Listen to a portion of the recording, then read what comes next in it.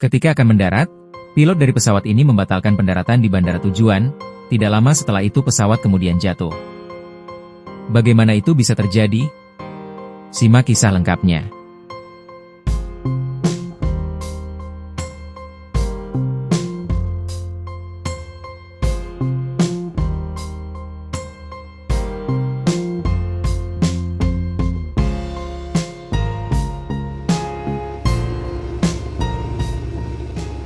Senin, 16 Februari 1998. Bandara Internasional I Gusti Ngurah Rai, Bali, Indonesia. China Airlines Flight 676 sedang melakukan persiapan penerbangan dari Bali menuju Bandara Chiang Kai-shek, Taipei.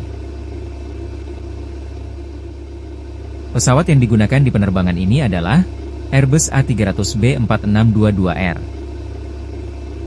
Pesawat ini perdana terbang pada tahun 1990. Usia pesawat ini berkisar 8 tahun pada saat itu. Pesawat buatan Airbus ini telah melakukan 8.800 kali penerbangan, dan telah terbang 20.193 jam. Pesawat ini ditenagai dua mesin Pratt & Whitney. Di ruang kokpit ada seorang kapten yang bernama Kang Long Lin, berusia 49 tahun. Kapten ini telah memiliki 7.226 total jam terbang.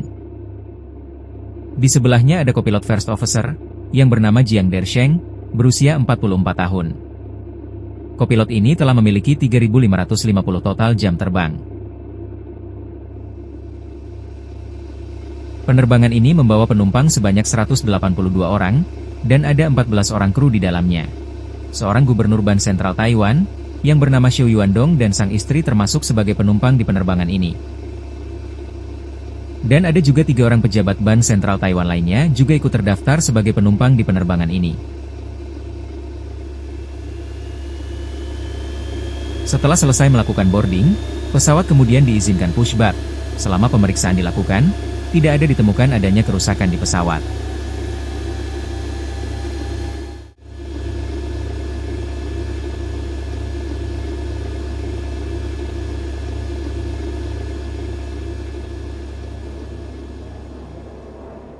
China Airlines Flight 676 berhasil lepas landas dari Bandara Internasional Ngurah Rai, Bali tepat pada pukul 15.27 sore waktu setempat. Dijadwalkan tiba di Bandara Chiang Kai-shek sekitar pukul 8 malam waktu setempat.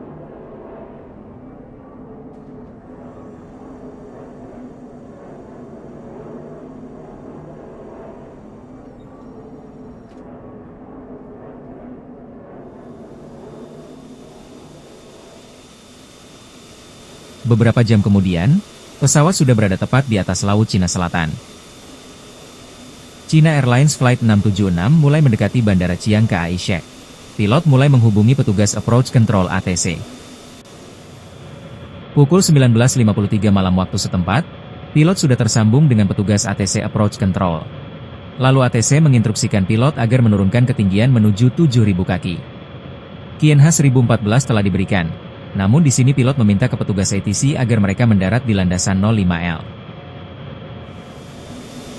Fungsi dari QNH adalah mengatur altimeter pesawat agar menampilkan ketinggian pesawat di atas permukaan laut, membantu pilot dalam menentukan ketinggian terbang dengan tepat. ATC sudah memberikan radar vektor landasan 05L, kondisi cuaca pada saat itu, sedang terjadi hujan ringan dan kabut.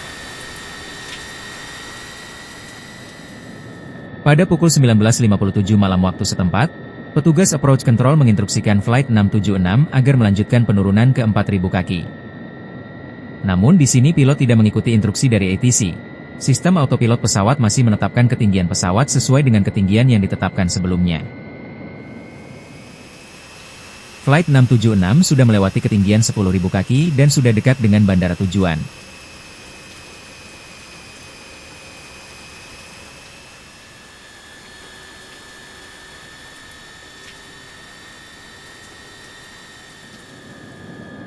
Pilot kembali menghubungi Approach Control untuk menyampaikan bahwa ketinggian mereka sudah mendekati 7.000 kaki.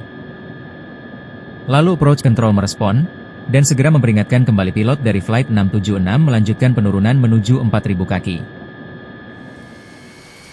Kali ini, pilot dari Flight 676 merespon instruksi dari ATC. Pilot kemudian memasukkan ketinggian pesawat yang baru di sistem autopilot.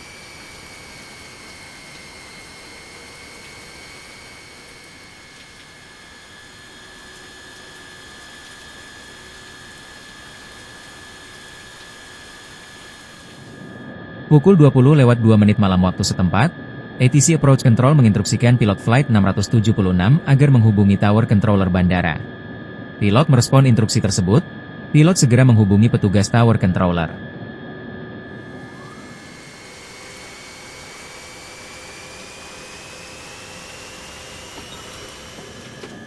Flight 676 sudah tersambung dengan petugas Tower Controller bandara. Tower mendapat kontak visual dengan pesawat Flight 676. Tower segera memberikan izin mendarat runway 05L dengan kondisi angin di 360 derajat dan kecepatannya 5 knot. Di sini, jarak pesawat Flight 676 dengan runway bandara hanya tinggal berkisar 5 km.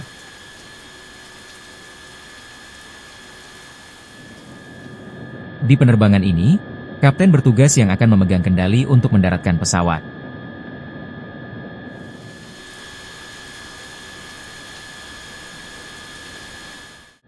Pesawat melakukan pendekatan Instrument Landing System Distance Measuring Equipment, ILS, DME, ke landasan pacu 05L, tetapi ketinggian pesawat 1000 kaki terlalu tinggi di atas glide slope. Setelah pilot selesai melakukan landing checklist, pilot tetap memaksa melakukan pendaratan.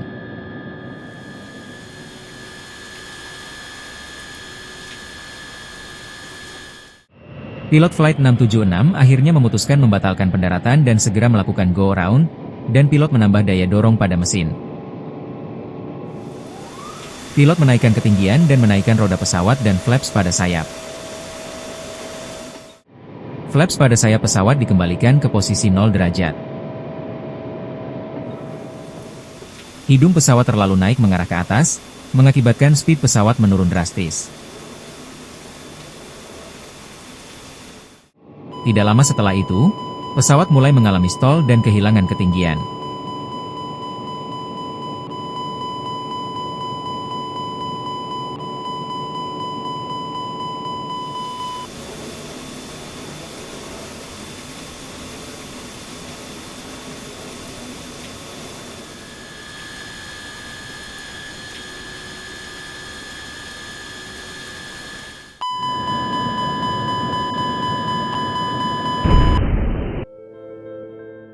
Seluruh penumpang dan kru tidak selamat di insiden ini, termasuk 6 orang di darat.